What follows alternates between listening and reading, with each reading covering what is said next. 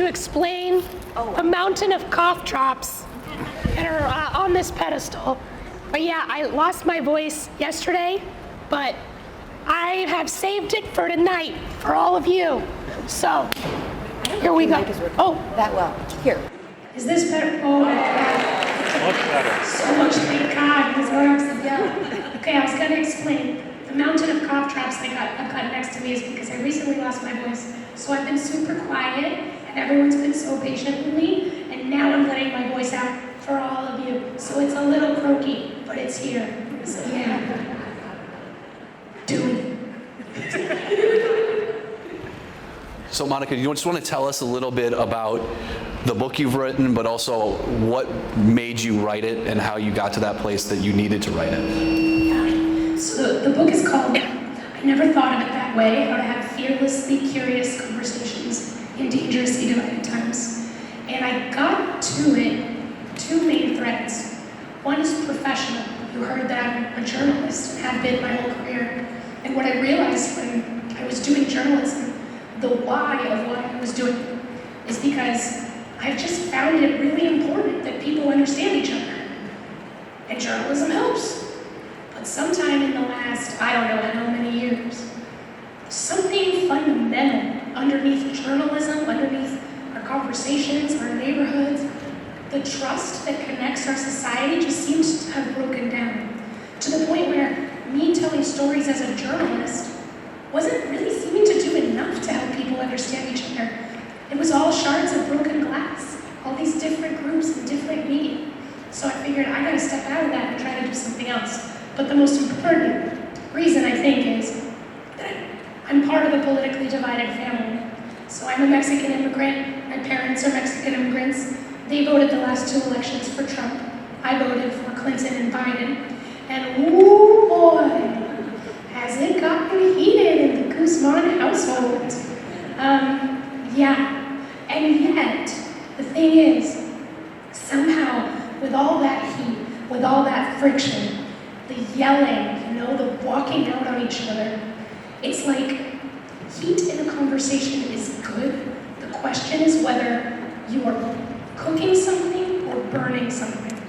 So I think we managed to keep it at a simmer long enough that I understand your reasons for choosing what they did politically, and they understand mine.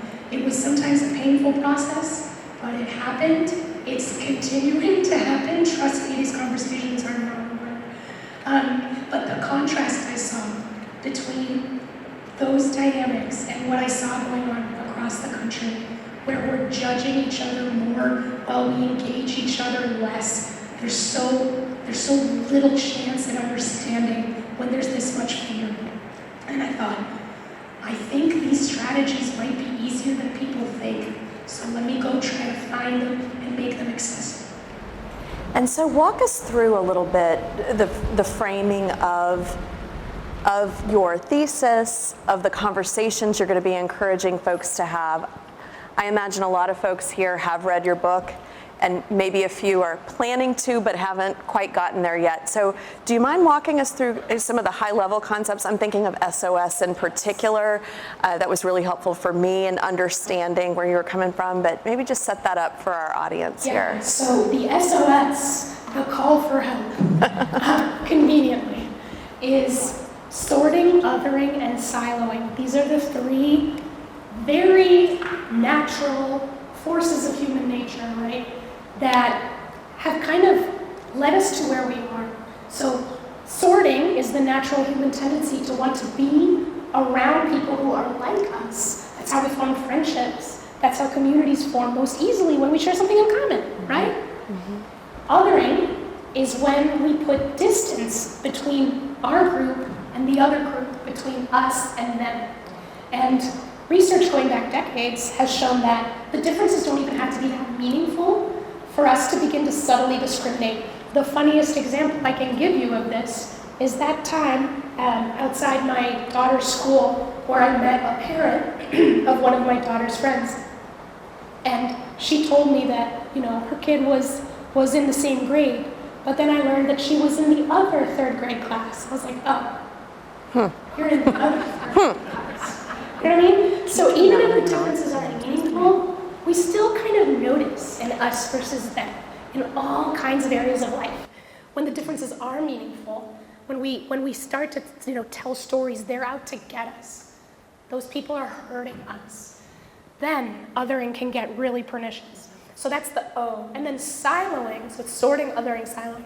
Siloing is about the stories that you hear generously and ungenerously by virtue of who you're around, right? And so all three of them, sorting, othering, and siloing, convince us, the three of them narrow what we see of the world while convincing us that we see enough of it. That's great. So how do you theorize about the inverse of that? So how do we get out of that trap of SOS that you're talking? Right. I mean, it's the thing that seems so controversial these days. It's often called bridging, but it's that daring thing where you go and visit another group that seems opposed to yours, or you ask questions to try to understand why someone might believe what they believe when what they believe seems, again, very opposed to what you believe. And this is very fraught because curiosity itself has become controversial. Sometimes it feels like just asking the question is an abandonment of something, a betrayal of your own group. And that's terrible. That's really tragic. But that's where we are, in part because belonging is everything, you know? As human beings, that's what we need the most, is to feel we're a part of something.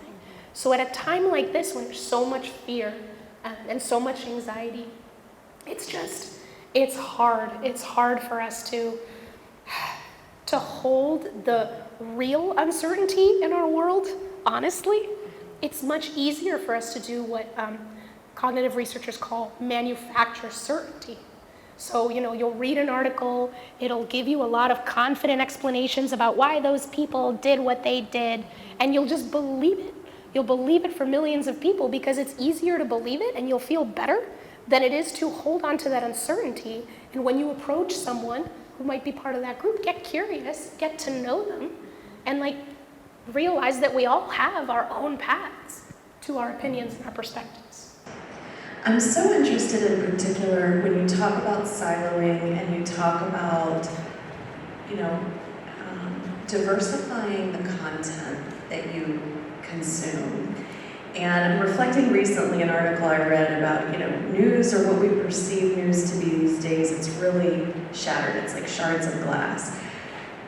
So if you don't mind, a personal question, how do you think about your news content, your news diet? What news platforms do you go to make sure you're getting a variety of inputs? And for folks who are out here thinking about how to not silo so much of their media content, tips.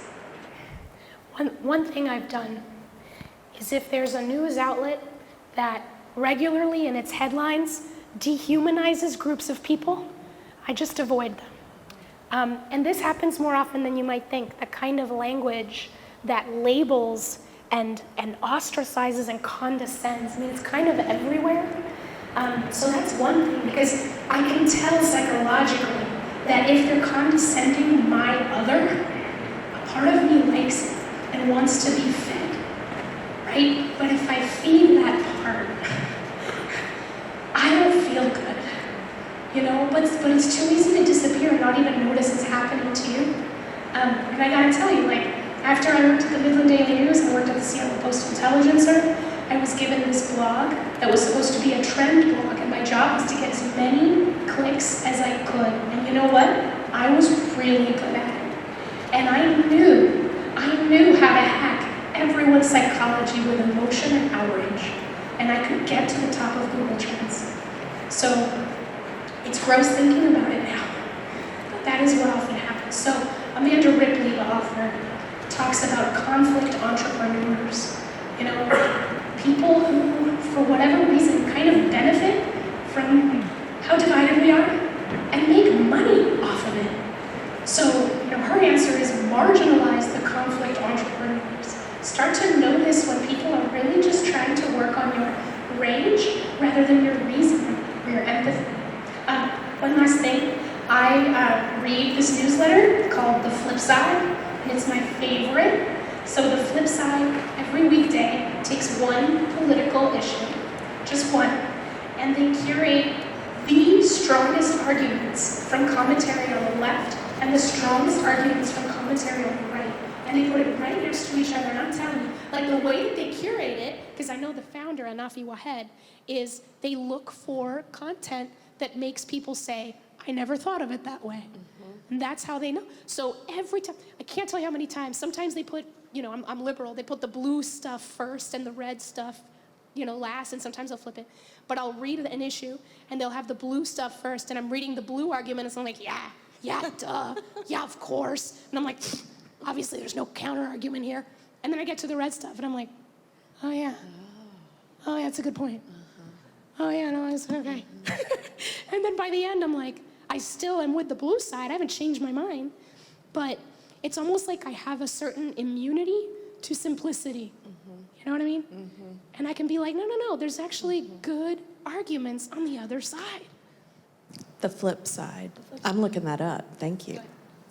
I wanted to sort of pick up on that notion of avoiding the discourse that dehumanizes. So if you were to reduce that to the individual perspective, so we're in a conversation, could you talk a little bit about your perception or thought with regard to, is it worth having curiosity about that kind of mindset, or should you move on to some other kind of group or people? You mean curiosity about people who are dehumanizing others? Correct.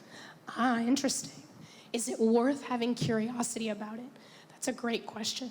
It may not be worth it in that moment, in that situation with that person. Although I am a believer, I'm very convinced that curiosity is always good. And if somebody can hear, if somebody can listen.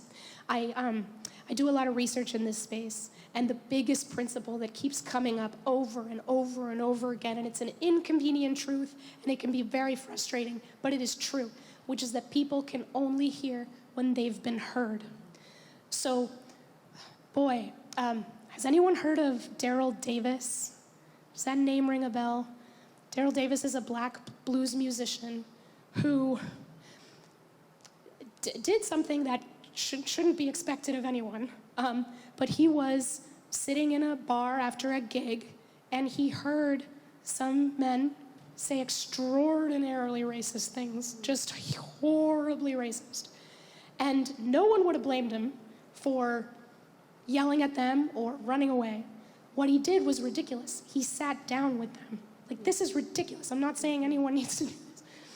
But fast forward, he now has a collection of more than 200 Ku Klux Klan robes that former members of the Ku Klux Klan have given him because through getting to know him, they have realized the absurdity of their hate.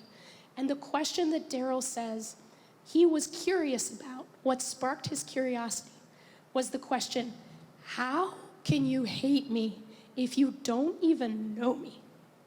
How can you hate me if you don't even know me? And if you say that question enough times, you realize hate makes no sense. If you don't, you know what I mean? Hate for a whole group and everyone in it. What? It's just stupid, let alone wrong. So anyway, that's one extreme story that shows what's possible, not what's practical. Most of the time, we have to worry about, not today, I'm not ready for this conversation, or not that person, maybe later, maybe never. The point isn't for all of us to become Zen masters of curiosity with the devil or whatever. The point is more to find incremental ways to be one step more curious. If all you do is ask one more question in a conversation across disagreement before you jump in with your opinion, that's enough. That'll make a difference. It almost sounds like a training program to learn how to build your curiosity muscle, right? So maybe could you talk us through what a good curiosity training program might look like? Because you gave an amazing example of the hardest, Olympic-size curiosity. So where do you start? How do you start? Honestly, and I didn't even realize this so much when I wrote the book, but I realize it now, is you have to start by getting curious about yourself. For the most part, when I do this work and I talk about political polarization, most people are like, yeah, it's a huge problem. They're the problem. Over there, they're the ones doing it. I'm great. I'm perfect. No, you're not. We all have pieces of this problem. But in case that sounds despairing, I once heard this quote, if you're not part of the problem, you can't be part of the solution, right? So the biggest thing that you can do, I think, that begins with yourself, is turn up your awareness of your own assumptions, because I talk about curiosity. The arch villain of curiosity is certainty, because if you think you know, you won't think to ask. Why waste time asking questions if you think you already know, right? And we manufacture certainty when we're anxious and scared. Okay, well, that's a terrible cocktail, right? So the little minions of certainty are assumptions. And we make assumptions all the time, right? So in today's workshop that I did, I talked about, if I tell you that, one of my favorite childhood memories is when I came home from school and my mom would greet me with a plate of cookies. How many of you pictured chocolate chip cookies? I didn't tell you what kind of cookies they were, right? How many of you pictured my home? Maybe. I didn't tell you. Maybe I lived in an apartment, a trailer. We fill in the gaps with our own experience. And assumptions are answers to questions we haven't asked. So it's really important to notice our assumptions. The most pernicious assumption across the political divide is this one, that if you oppose what I support, you must hate what I love. If you oppose what I support, you must hate what I love. Right? And if you start to believe that, you believe that assumption, there's not a big leap between you hate what I love to you hate me. Why am I going to talk to you? You hate me. Why do you hate me? Because you voted the other way. Okay, that's a lot of assumptions. So notice your assumptions. Let them turn into questions. Because assumptions are not terrible. They're actually perfect signals of where you ought to inquire. And so when we do that, when we really take a humble seat to the fact that people are deep, bottomless mysteries, and that no, we do not know everything there is to know about people who made a different choice, then we can become really open and really curious. So I want to sort of tease out that, because when I say that, that's a loaded word here, meaning loaded with meaning. I had the benefit of being at the workshop today too, so some context to the audience. I've heard a lot about fear, anxiety, and you also are a journalist. So it's, for some of us, asking questions is not our default, if you will. And the fear and anxiety is something that can control us a lot. And you started to mention a little bit of self-work. Could you talk a little bit more about what you mean by that so that it doesn't override? Oh, it's a great question. So I mentioned the arch villain of curiosity is certainty, but it's actually like got a competitor, and that competitor is fear. It might even be worse. So, you can't wonder about something you think is out to get you. That would be stupid. You can't do that. If I'm being chased by a bear, I'm not thinking about how fuzzy it is or how many little cubs are waiting for it back home in the woods. I'm running away, right? So there's what happens in our bodies when we're afraid, right? There's the trauma responses, fight or flight or freeze or fawn, which is one that I've learned about recently, where you just make a performance of agreement. I'm so sorry. Just to get that feeling of I've harmed someone off, right? So fight, flight, freeze, or fawn.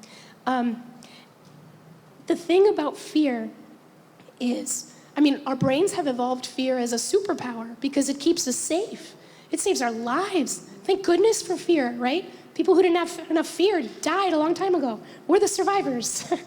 But what fear does to our brains is it takes all our mental resources and puts them into adrenaline and surviving, and it slows down time, and it makes us like superhuman, and it's great for that. It is terrible for reflecting, for thinking through things, for collaborating, or for getting creative, for realizing that there may be more than 2 possible answers to a question, that you might creatively come up with some third answer if you just listen to each other. Right? So in other words, fear comes with a cost. We also know from the research, and this is wild when you really look at the numbers, people on either side of the political divide believe the other side despises them twice as much as they actually do. And so we do this thing where we're like, I have to hate/fear them because they hated/feared me first. And we do this cycle. I heard this thing that I think really sums this up well. Don't waste your fear on anything but danger. Don't waste your fear on anything but danger. So then the question becomes, well, how do you know if it's danger? Because there are some conversations that are really not good to be in, right? And so the best answer I can come up with for that is discernment.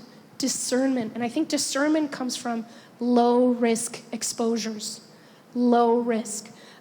There's this wonderful thinker named John Powell who works at the Othering and Belonging Institute down in Berkeley, California.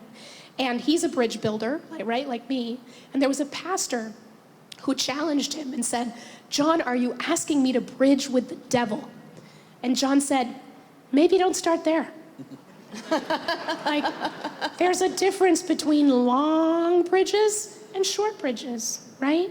So again, like, you don't have to talk to the person who most scares you right now. You can talk to the person that you agree with on everything except for this one thing that you've never brought up, right? So you work on that fear by just doing the low-risk exposure. And then John says, after a while of building the short bridges, you may be asking yourself who you're calling the devil. There are 100 threads that I want to pull in what you just said, so my brain's trying to decide which one. And a little bit later, I think we're going to have time for Q&A in the audience, too. So don't worry, you guys will have time to get your questions in. Time for a cough drop re-up. Yes. And Monica will say thank you because she can have one of those cough drops. But it strikes me as you're talking through some of that also what's hard are conversations with some of the people we love the most. And your story really begins at home.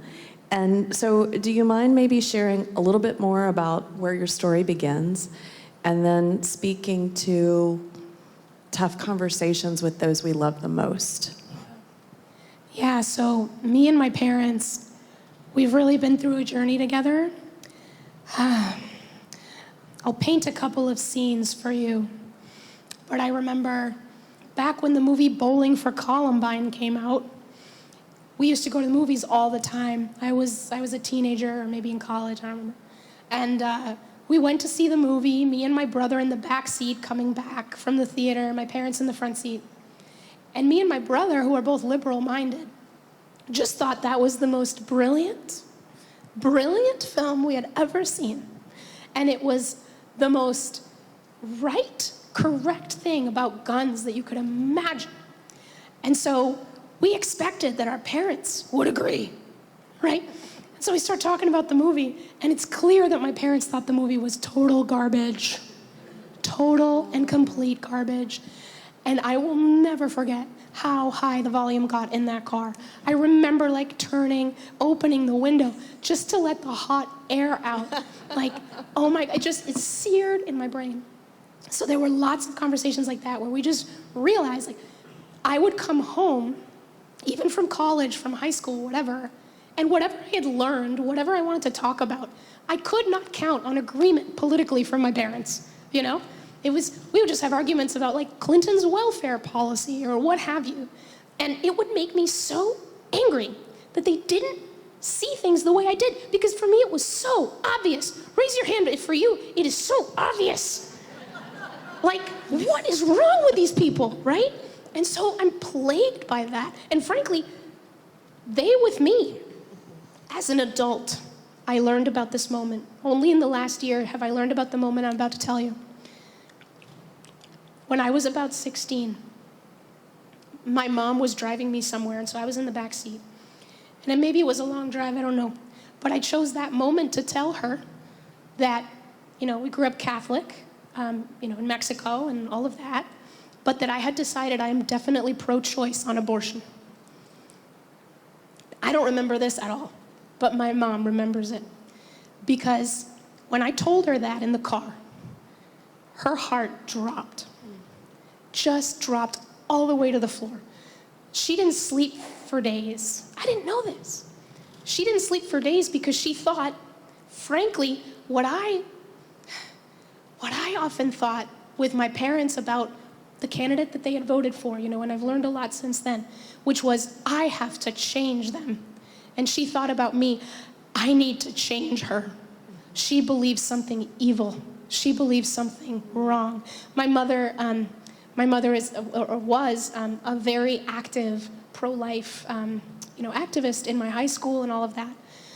So anyway, apparently, she had a lot of tears with my dad, lots of tough conversations. And she came to the realization that I've come to with them too, which is I can't change her. And I shouldn't try. If she changes her mind on abortion and comes toward, and I'm speaking as my mother, what I believe is true and just and right, then that will be her path. But I am her mother, and I'm going to embrace her, and I'm not going to try to change her. I'm just going to listen. And that's all I remember. All I remember is that we would have really intense conversations about abortion pretty frequently, and we would disagree pretty frequently, to this day. But she never tried to change me. But I did see how sad she was. I saw her cry. I saw her be honest with me about what it meant, that I believed something that she thought was awful, but she never thought I was awful. And I cannot tell you guys, learning that about my mom, I already loved my mom. But I was like, wow, Mom, I don't even remember that. She's like, yeah, because imagine she could have used her power over me to shame me and try to change me as my mother. And she didn't. So I take a lot away from that. It's an amazing example. Thank you for sharing that.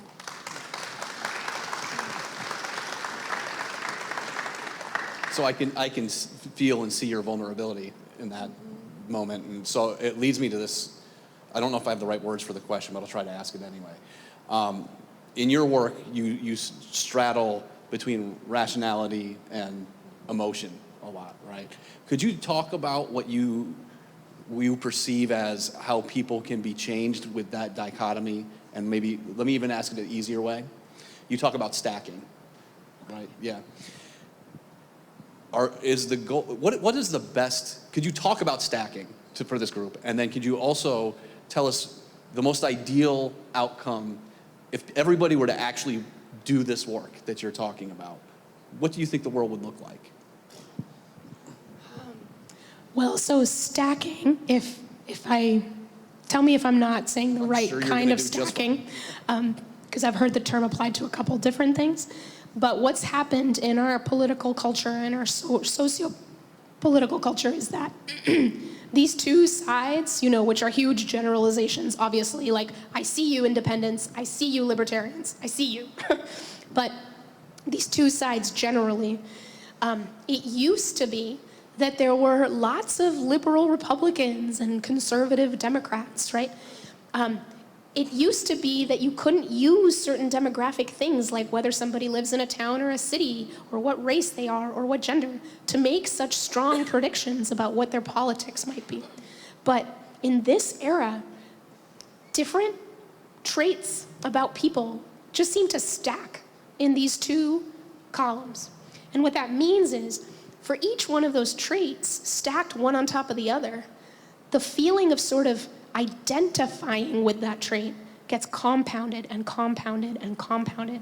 So that helps explain, the researcher named Liliana Mason is really instrumental in helping us see that. That helps explain why it feels like politics is so much more personal and high stakes and emotional than it maybe used to be in prior generations. It's partly because of that. So your question was, if we all do some of this work, what would look different? I guess one way to answer that simply is there would be a far higher level of humility. We don't talk about humility very much, But what I've learned is that these sort of soft virtues, curiosity, humility, boy, they're so much more than soft virtues. Humility is the ability to, the best definition I've heard of it is being the right size in a given situation. Isn't that great? If you're too big, you're arrogant. If you're too small, you're like a pushover, you know? So how are you the right size in a given situation? If you're like a huge actual expert and the conversation is just about that thing, well then maybe you can take up a good amount of space, right? If you are somebody kind of wrestling with a political issue in a town with neighbors and, you know, there's like this flexibility. One of the best things I like to say at events like this, I suppose, is to just look you all in the eye, which I can't do to every one of you. Each of us is dead wrong about something. Absolutely guaranteed, right? Absolutely guaranteed we are dead wrong about something. We just don't know what. We don't know what it is. So what are we gonna do, right? The more you silo, the less you welcome friction and some of this discomfort that if you discern may not come with so much pain that it becomes intolerable, right? That you're cooking something, not burning something. You might learn what you're wrong about. And the thing about being wrong, I forget who said this, is like being wrong feels like being right until you know you're wrong. You know what I mean? So like, who wants to be wrong for longer? I don't. So there's this funny thing that happens. Anyway, I'm coming around to saying that I think it would be a world that would actually celebrate the discovery of being wrong. If I realize I'm wrong, nailed it. Yes, right?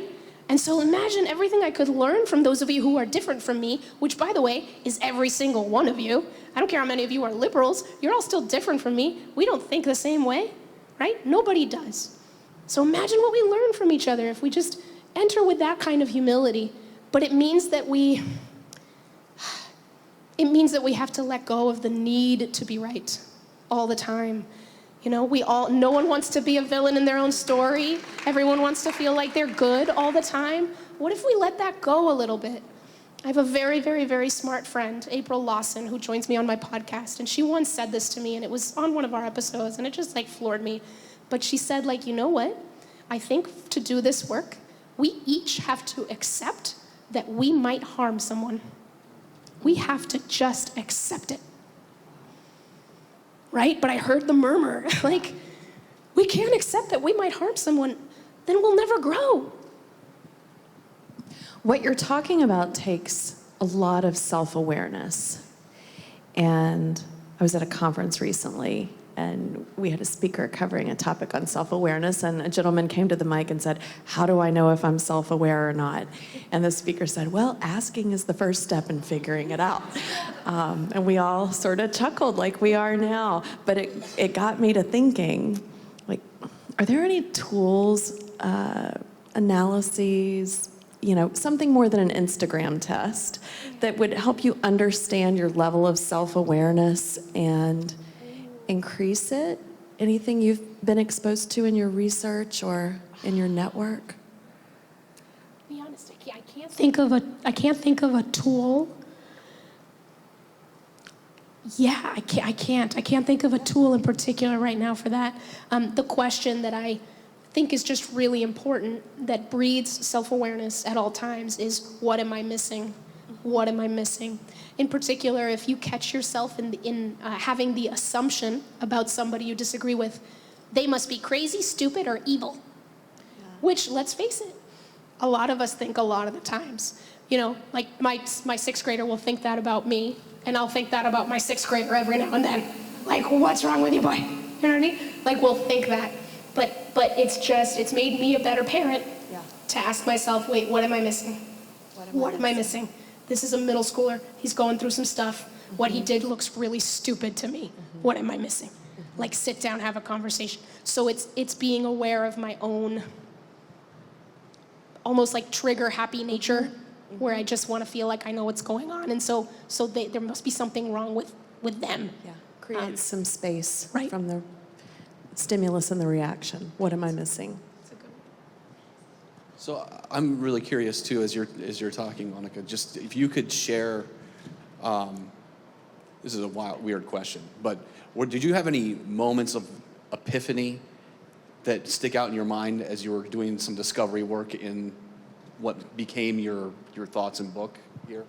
Do you mean like epiphany in one sense? More of like, how did you discover that these are some of the tools that we need to talk to each other? Or were there any moments of, oh, I didn't think of it Yeah, like I that. never thought of it that way. Yes, I remember, I was in an event in Seattle, and I'd been invited along with some other folks by like the local bar association. And it was all lawyers who work on divorce cases and things like that, and they wanted to talk to people who were familiar with bridge building as a practice. And so we all went around and introduced ourselves, those of us who had been invited. And this guy named David Smith, who I'd never met or heard about, gets up and talks about how he's a philosopher and how he has done work on the fact that we don't choose our own opinions. We don't choose our own opinions. They are the result of our experiences. And I was like, excuse me? What? I had to learn more. I ended up, asking him to like meet up later, and we met up, and I learned his story. And boy, it's so true though. Like, we don't choose our opinions. We often, like when you look at the discourse on social media, it's as if we believe, right? All those memes, it's like, here's a meme that captures the reason I believe what I believe about guns, right? And all I have to do is give you this meme, stranger. Give you this meme, and you will see the brilliance of it, and you will change your opinion, and we will all go home happy. And then it's like, and then when I give you that meme, and you do not change your opinion, I am flabbergasted. Why did you not change?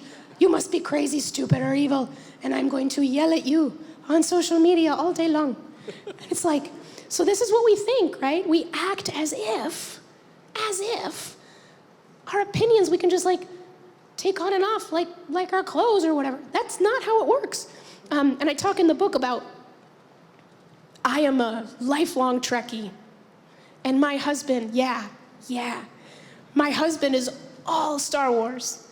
And it would be the height of absurdity for me to try to change his mind. Like, he went to see the prequels with his family. I don't even know how many times at the theater. We have a life-size special edition Yoda in our rec room, scaring small children, right? And I grew up, like, some of the most quality time I had with my family was watching The Next Generation and Voyager on Wednesday nights. It was amazing, right? You're not gonna, I don't care what arguments you have, I am never going to put as much meaning into Star Wars as my life with Star Trek has built up in me. So like, same goes for a lot of political perspectives. And we don't see this, but some of those opinions we formed sort of unconsciously. They're the result of our experiences and our values. They're deep-seated. They have roots, right? And as I like to say, we don't see with our eyes. We see with our whole biographies. So no, this meme is not going to change you. I don't know you, right? If I were to have an influence on your opinion, I would have to understand you and know you and hear you to the point where you would feel heard and feel like you had something to learn from me. And then I might share a story I have about the perspective we're talking about, and you might decide that you would edit your story because you found a story that fits you better, and now it points you to a different conclusion. That's the only way we change each other's minds. That's it. Thank you. All right, I'm supposed to bring it to you, Kathy, right? Yes. Oh, okay.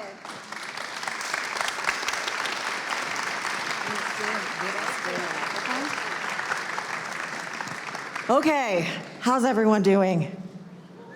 Good? All right. We're going to shift gears for a moment. I'm sure that many of you, as you've been listening to Monica and Dr. Gavin and Rebecca, maybe have come up with some questions of your own. So, gosh, we have 35 minutes. which is not a lot of time. So we're going to have to be brief in our questions. We want to get to as many of you as possible, and Michael and I are just going to kind of wander through. Testing. So if you want to flag us down, please do. All right, so there is a great divide in this country, obviously. Do you think, oh, sorry. Hi, everybody. Do you think there's a way back to the fairness doctrine from the before Reagan? Remind me what that was. The fairness doctrine basically said in journalism, you cannot skew left or right. You can only present the facts, and you have to be neutral in it. So do you think as a country we have a way back towards the fairness doctrine that might bridge some of those gaps nationally for us? That's a fascinating question. I mean, I do not consider myself big on this issue at all. Quite small. So humbly, I guess, I would offer that. I don't see that being like a legal thing that comes in or a policy-based thing that comes in.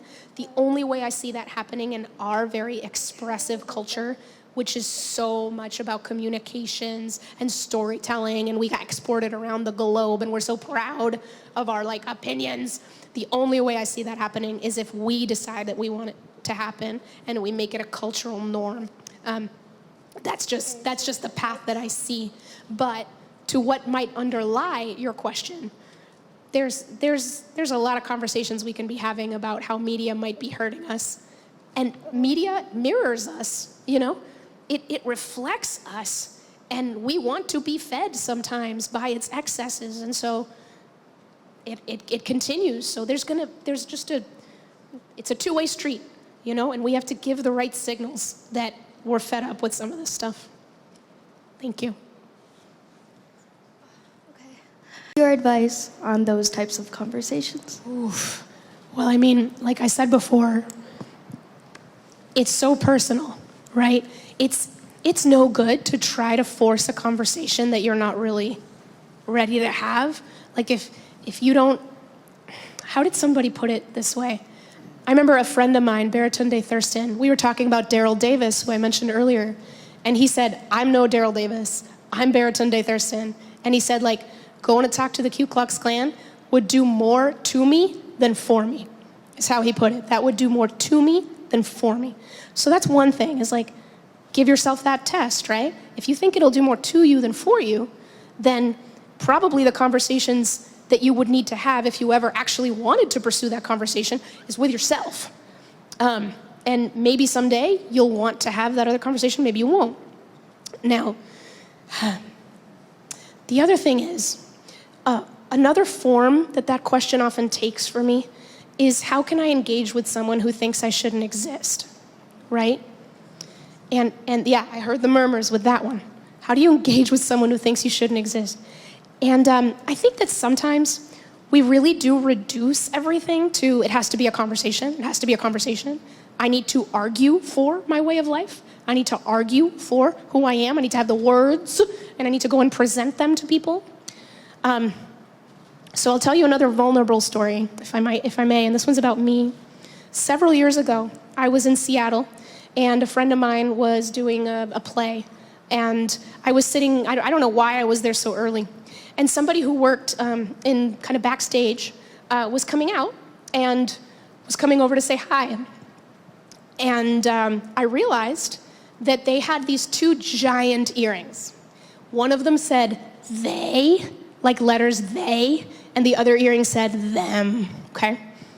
And so I shook their hand, and they went on their way. You know, just like, hi. And they left. And I had nothing to do for 20 minutes, and I spent those 20 minutes having a conversation with myself. Because I'm a millennial, I'm sorry. A lot of what Gen Z is used to with the way gender, you know, we're looking at it differently, I guess, than we used to in some ways, and pronouns are changing and growing, and I'm just sitting there like a little uncomfortable. I'm just sitting uncomfortable. And then there's just like two Monicas, and they're just talking to each other in my head. Monica, why are you comfortable? I don't know, man. It's just like, I'm not used to they, them. Well, but why? I don't know. It's just like something about seeing those earrings just bothered me. But boy, you better have more conversations with yourself. Like, why should that bother you? I don't know, and I keep just having that. And in the course of 20 minutes, my mind changed. I became more comfortable with newer pronouns. And back then, like it was just a little bit hard for me, but in a way that I would never say out loud, right? But I'll just be really honest, it was hard for me to accept that there were newer pronouns. That person didn't have to say a word. They didn't say a word to me. So I think the lesson I take from that, and I have other stories that illustrate it too, I just keep seeing this over and over again, is that sometimes the best way to argue against someone who thinks you shouldn't exist is to continue to exist in their presence, just as you are.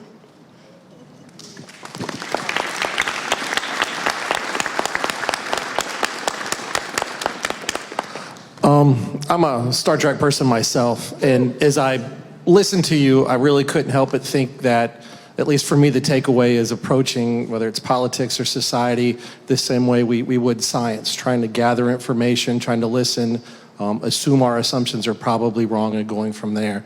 So my question for you is, how do we incorporate that into a curriculum specifically? So how do you incorporate what in particular? The idea of approaching both politics or sociology into a curriculum that way, the way you're describing, the same way we would science. I've recently learned how to teach government, just got done in December, and most of it is about, here are the facts, A, B, C, D. This happened on this date, this is how the Constitution, we never really get a chance to discuss that or hear other people's ideas. So I'm wanting to know how we take this and incorporate it back into the classroom so our next generation is better at it than we are. What a great question. And again, I don't feel that big on it. I don't consider myself an expert on curriculum necessarily, but I'll tell you what comes to mind, which is that, to take, for example, government, right? There have been such rich debates about the structure of our government from time immemorial. Actually, one of my upcoming podcast episodes, I'm interviewing Lindsay Crutchfield, who is this renowned scholar about George Washington's cabinet. And in George Washington's cabinet was Alexander Hamilton and Thomas Jefferson. And those two hated each other's guts. And we have them to thank for our first political parties. All partisanship can trace itself back to those two and their rivalry, and they got dirty and ugly. And George Washington was having none of it, but could do nothing to stop them. It's a fascinating story. But anyway, what I've learned is that throughout history, there have been times when Jefferson was considered more the hero than Hamilton, and there have been times where Hamilton was considered more the hero than Jefferson. It's so interesting. Anyway, and it's because Jefferson was more agrarian, he was more like ideals, and he wrote the Declaration of Independence, and Hamilton was more like business and cities and banks and let's have centralized something so that we don't lose our minds. And so I'm saying all that because in everything that we think is solid, there's a heartbeat of tension. There's debates all around us. So what I would recommend is just even if in government classes you're mostly telling the facts, open up some space to have the debates. Have the debates that have been there all along, right? You could just go to Supreme Court, they've been having debates all, there's just some debates that have never been resolved for all time. States' rights versus federal rights or whatever. So I think you can find that with any discipline. It has to be in every discipline, right? Aren't we constantly learning and growing? If a discipline didn't have live debates, then it's dead, isn't it? So just have the debates, open the floor, encourage actual different opinions, and don't use your power as a teacher to model what they ought to believe.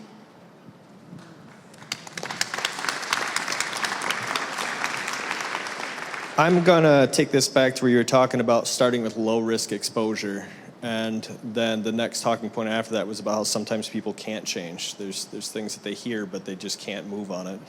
And as I would do political outreach, I had come to realize that stacking got in the way of a lot of things. you go to start an elevator pitch with somebody, you get 20 seconds, and through those 20 seconds, it's stacking and being stacked. And I wanted to make something that defeated stacking. So I had a novel idea back in 2019 that never really got off the ground with COVID. But if you were to take and have people do a focus group to explain to you all the things that they're passionate about and aren't going to move on, and how they could respectfully tell someone, I don't want to talk about that, or hear from someone, I don't want to talk about that, then we might be able to get to the meat and potatoes of things. And if we were to be able to gather that information and get back to realizing how similar we all are, that maybe we'd have more of these low exposure, curious conversations. And I was curious in your thoughts on such a thing. I think what I hear you saying is that there might be like structural ways that we can sculpt out the things that, for lack of a better word, trigger us, right? That we can sculpt that out and say, okay, we see it, we acknowledge it, but maybe now's not the time we're going to address it. And then that clears the path for, we can talk about these things. And part of what you're describing with stacking there is where we just put each other in a box. We just put people in a box. We label them. We think we know their stories, right? Just on Tuesday, I visited with one of my absolute all-time favorite activists. His name is Troy Williams, and he runs Equality Utah, which is the largest LGBTQ rights organization in Utah. And one of the things he says that a lot of other activists for his cause think is terrible, but I think is amazing, is he has trained his whole team never to use words like homophobe or transphobe or anything like that. He says because then he says, when I use those terms, I put people in a box, like I give them a label that may not be true and that I don't allow them to evolve out of in my own mind. And I was like, that is just so brilliant. So whatever cause you fight for, whatever you believe in, I think it's important to realize that when you label and stereotype and condescend someone, you're harming your own ability to understand how to make your issue really, really spread, like your cause really, really sing, because you're blocking people out instantly, And we think that that's the way we win these things, but I don't think it's working. I don't think it's working at all.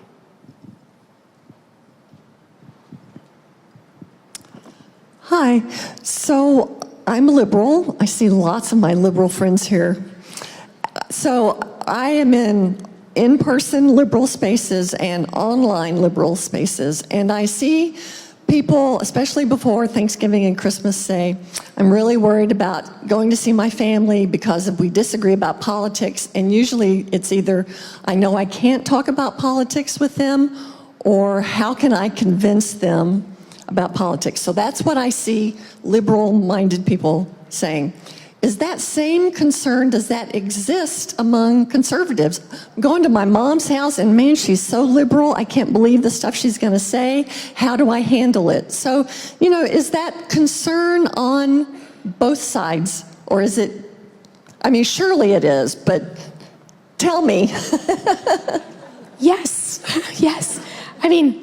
Liberal, conservative, honestly, what matters most to people is mother, daughter, uncle, sister, brother, grandfather, relative, family member, loved one. I think this is just my experience, but folks on all sides, I think, are really conscious of that there's this pearl at the center of everything in its relationship, And some families make the decision, we're not going to talk about politics. And I will say, I think for some families, sometimes that's the right decision.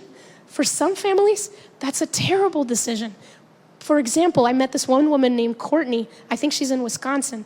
But she and her dad would talk about politics and argue about it because they disagreed. And at one point, her dad said, let's stop talking about politics.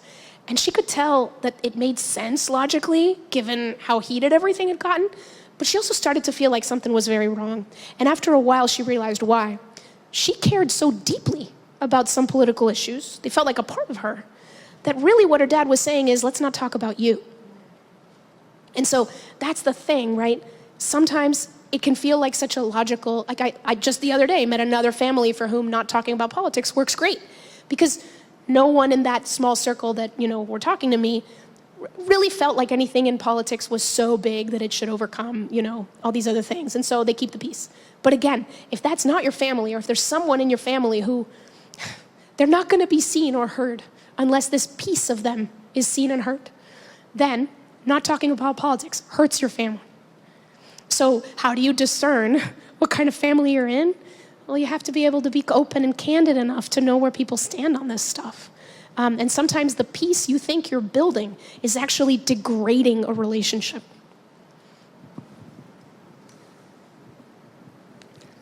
Hi, I'm drums. So I'm also of Latin descent, so I really feel you when it comes to that.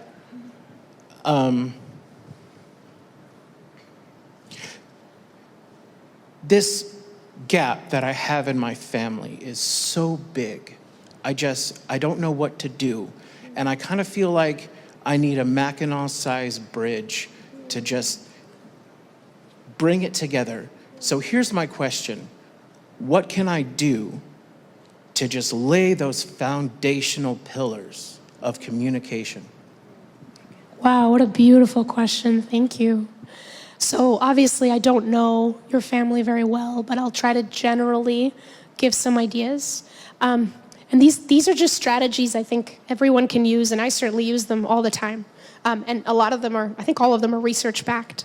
But one thing is, if you start a conversation, or if there is a conversation that could grow a little contentious or where differences might come up, it is better to be doing something else while you're talking about that thing. Ideally, something that people enjoy doing. Maybe you're cooking together as a family. Maybe you join your uncle on his fishing trip, whatever.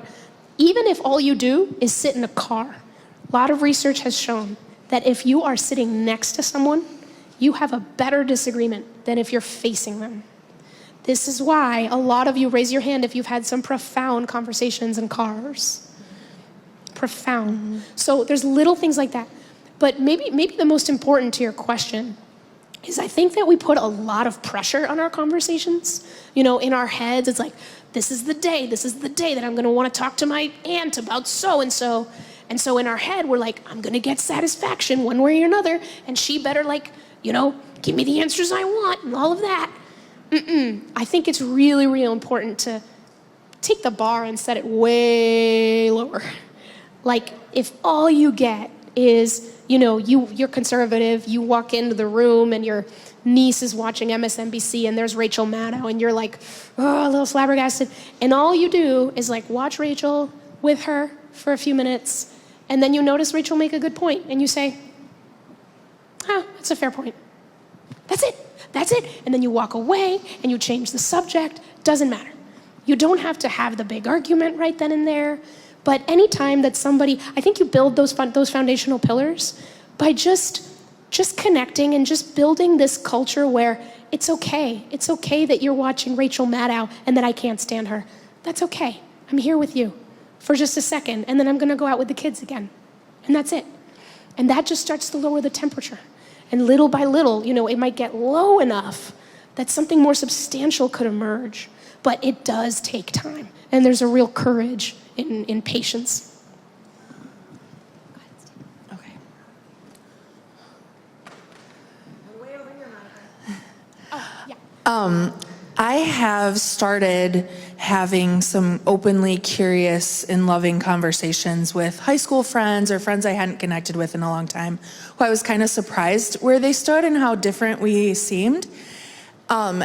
And a couple different times it's ended on us just not having the same set of facts. And I'll be like, but look at this, Snopes says this. And then it's like, who checks your ridiculous fact checkers? And so what do we do with that in this time of fake news stuff? Thank you so much for asking that. That is one of the, right? That's the most frustrating thing when we run into those walls. It's just, again, that rage is at, isn't this obvious? Or hello, that's the truth. That's the fact. So here I credit a friend of mine who wrote a book called Why Are We Yelling? His name is Buster Benson. It's a great book. He talks about how there are 3 kinds of conversations across disagreement. There's the conversation about what is true, the conversation about what is meaningful, and the conversation about what is useful. So what we tend to do when we run into a disagreement on facts, we're having the conversation about what is true, and we don't know where to go from there. It's like we hit a wall. And so then we go abort, abort, or we yell or whatever, like things blow up, right? We don't know what to do. The thing to do is to switch from the conversation about what is true to the conversation about what is meaningful. So what does that mean? What does that look like? First of all, don't keep insisting on the Snopes article. It's not gonna get anywhere, you know? You just kind of respect that they're not at a point where they trust that source, okay? But if you want the conversation to continue and to have a chance at someday maybe representing something like the Snopes article in a way it can be received, your best path is to build trust. And you build trust by talking about what is meaningful to them and to you, not what is true out in the world. So, you know, maybe that Snopes article was something to do with immigration. And so you switch and you go, well, tell me, like, you know, what ultimately really concerns you about immigration? Like, what's the thing you're worried about the most? And then just get really curious and start to unpack that and unpack that and unpack that. And maybe you share your own story. But basically, the conversation about what is meaningful, where you talk about concerns, is the only conversation that builds trust. The conversation about what is true does not build trust. It just builds what's true, you know? You just collect what might be true. But you can't access truth without trust. When the well of trust is too dry, good luck. You're just gonna be yelling at the wall. So I'll give you an example of what it looks like on the other side of this. Me and my mom used to be very much in that camp. She would tell me though, she would always tell me like, you're the only journalist I trust. And I was like, thanks Mom, love that. And I'm not, she would just joke about that. The only mainstream journalist she trusts anyway. But when Roe versus Wade was overturned, I called her and I ended up crying because where I was on everything, right? She was very happy. But we had built, I think, so much trust that I was able to tell her that one of the reasons I was worried, you know, was that I had read that there might be a precedent where the Supreme Court might overturn, say, like same-sex marriage, that there might be a precedent for that for the court. And my mom was like, you know, really? And I said, yeah. And she goes, well, do you have an article? Yeah, I do. And then we looked up the article together. Like we were on the phone, but we were both looking at it and she goes, oh yeah, wow. No way, cool. So what I realized after that happened was like, it's that miracle of learning together across the divide. That almost never happens, right? We're always like giving each other homework, like, read this article, then come back to me. Get educated, then come back to me. Do we actually think anyone's reading the articles? Do you think anyone, when you post that on Facebook, is reading? No one's reading the articles. Because what you're really telling them is, you're an idiot. Do your homework, you're dumb. Like, that's never gonna work. So it's more about the conversation about what is meaningful, to the point where my mother understood that I don't think she's dumb. I'm just one of the smartest people I know, right? There's no threat here.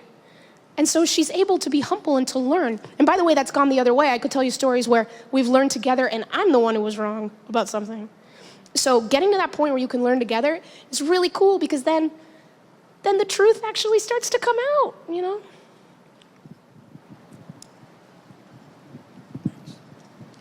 Monica, at the luncheon today, you presented a question that blew me away.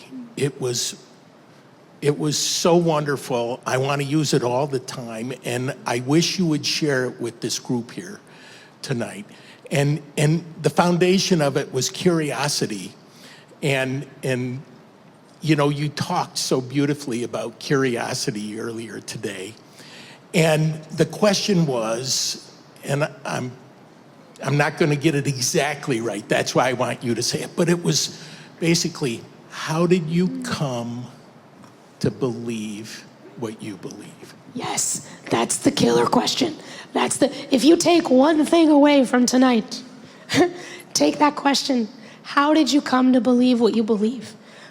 If you hold that question in a conversation across disagreement and you hold it open, it can do so much for you. Notice that it's how, not why.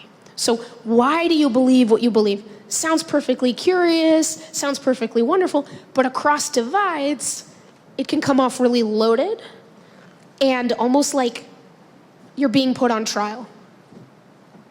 Oh my God, why do I believe what? Well, and then what you'll do if you're feeling that sort of, here's somebody who disagrees with me, they're probably judging me right now, what do? I'm gonna reach for talking points. I'm gonna reach for what I saw on cable news. I'm gonna reach for the meme on social media. And the one that I've seen other people take shelter under, right? The one that won't get me in trouble, maybe. And then I'm gonna give them that. Here's a reason, right? Here's a reason. And then the person who asked is gonna go, well, that's wrong. Here's my reason. And then the other person's gonna just repeat their reason, but louder. Here's my reason.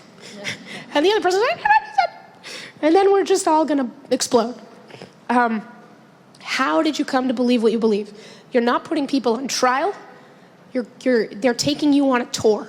They're taking you on a tour, the path that they took to their beliefs, right? You're not looking for reasons, you're looking for stories. And back to that fake news thing, every single one of you is the world's reigning expert on your own story.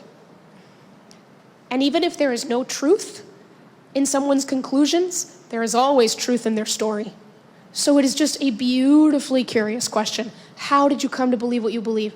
I mean, I've asked this question and discovered the most fascinating things, even about close friends. I once asked this about a close friend. We were talking about guns, and I'd known him for years, and I didn't know that he was mugged at gunpoint when he was younger. And I was like, oh wait, a lot makes sense about your connection to guns at this point. Yeah, I'm seeing Aaron go, yeah, exactly.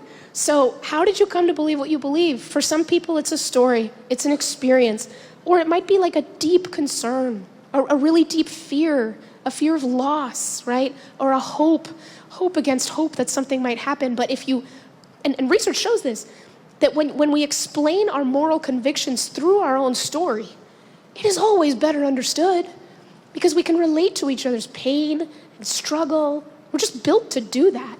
So asking that question, how did you come to believe what you believe? Not why, but how.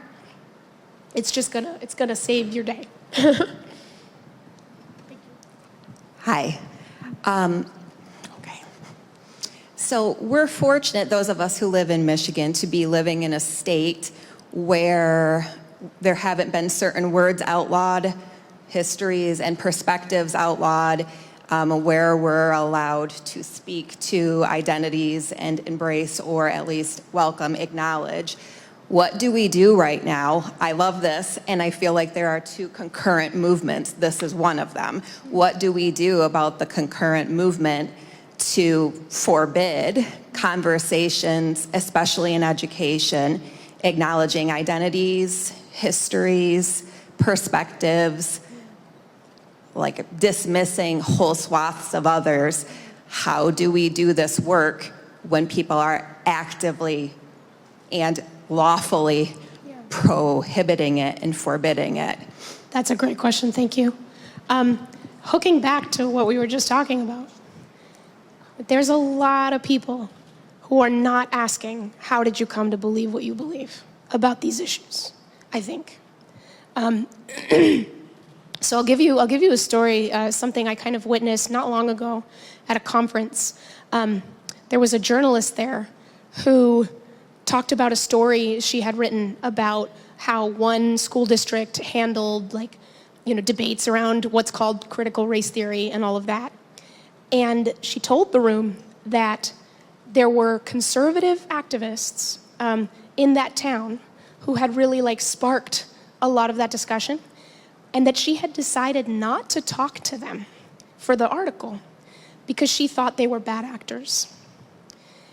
In the course of the discussion, I think she realized she should have talked to them, that there wasn't much, that there was fear there.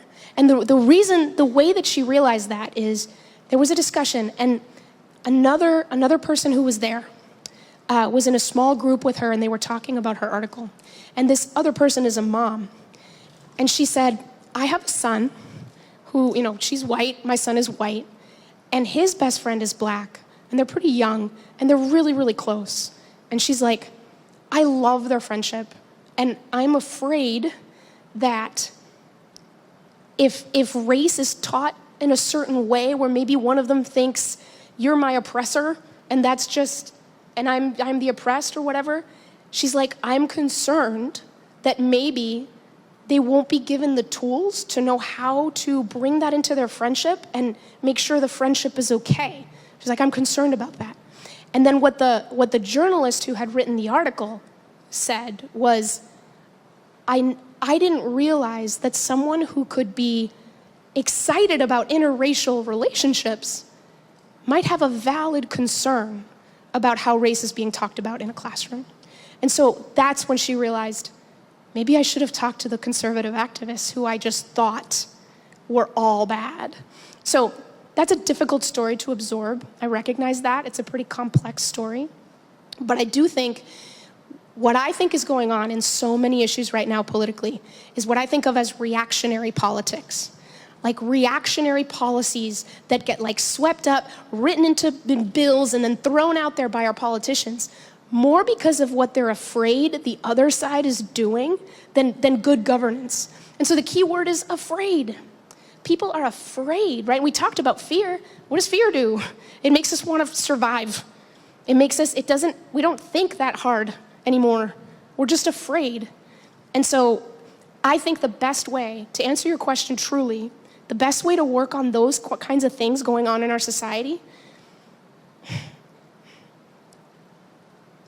is almost to like, and you're really pushing me here, so bear with me.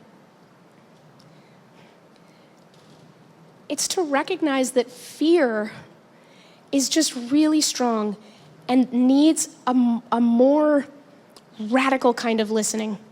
And it's the last thing we want to do. It's the last thing we want to do is radically listen across those divides. But I think it's the thing we have to do. Because until people are heard, the politics are going to get more and more reactionary. And that's it. It's just a battlefield. And I think that's what happens. So I think we work on those issues in some ways better, not by working directly on those issues, but by working on the culture underneath where everybody suspects other people of being horrible people. And I think we just have to start there. It's like, we're not horrible people, we're scared people. We're scared. So can we figure out what we're scared of so that we can calm down, talk about this, and realize there's absolutely a way. We can teach history, so it's really honest, and includes everyone who's part of our country. And so that like everyone who has a stake in this, parents, children, teachers, community members, feel that whatever their concerns are represented somehow. And I just don't think that's been happening very well so far. And it's a real big challenge, and it's not the only issue where it's happening. But I think we have to see it as the impact of fear more than anything else. All right, it's almost time to wrap up. Maybe one more quick question. It's the last one here. Hi, I've talked to a therapist before about deciding if a reaction or a conversation is even worth it to have. And I know that people a lot of the times enjoy arguments. And I know you touched on this, but do you have any advice on deciding if a conversation is going to do more to you than for you? Well, I mean, that's a profound question. I'm not going to be able to get to maybe the most profound piece of it, but I do want to share a tool that I think we often overlook, which is just to think about the context of the conversation. So there's several things. There's your presence, how much of your full toolbox of human communication you can use. So if you're texting with someone, all you get is words and like emojis, right? That's not a lot of communication tools. I mean, what we keep forgetting is that if I text you something and you and I have a little bit of beef, you're gonna read my text message not with the voice I wrote it in, but with the evil voice you read it in. You know what I mean? We do this all the time. We don't even realize. So notice that, like, make sure that if possible, you have as much of, in person is the best, as much of your whole toolbox of human communication working for you to transmit meaning. There's also time. A lot of times we like spark these conversations, or they just happen when nobody has any time. People are running out the door. Like, that's not gonna work. That's gonna make people hurried and harried, and they're not gonna listen to you. Attention is a big one. So how many of you have like been on a Zoom call with someone and then suddenly their face gets a lot brighter? And it's because they're looking at another tab on the internet. Yeah? It's like, even on Zoom, you can't be sure that you have somebody's full attention, right? And if you're just getting 50% of them, it just may not go very well if you're trying to talk about something important and deep. And then what am I missing? Equal footing. Who gave me the language for this? Mike. Yeah, but making sure you're on equal footing. So if you're on social media and you wrote the Instagram post and I'm the commenter, that's not equal footing, right? You can delete my comment. You can hide or block or whatever. And then the most important one, I cannot emphasize this enough. Everyone, please, please, please, like, work on this one because the world will be a better place. Containment. The degree to which your conversation is contained to the people actually participating in it. So these like panopticons on social media where you don't know who's listening and you can't witness their listening. You know what you do? You don't explore your perspectives when you have that invisible audience. You perform your perspectives. You're scoring points. You can't help it. So yeah, you've got to get. You can always turn it up, right? So if something blows up on Facebook, don't continue the argument on Facebook in front of everybody. Get into a direct message thread, pick up the phone. Like, I've done this over and over again. Increase containment. Get to that one-on-one. People will be honest with each other, much more likely if you're one-on-one than if there's an audience, because the risk of being humiliated is just too high. And people are not gonna be honest with each other. So that's the main thing.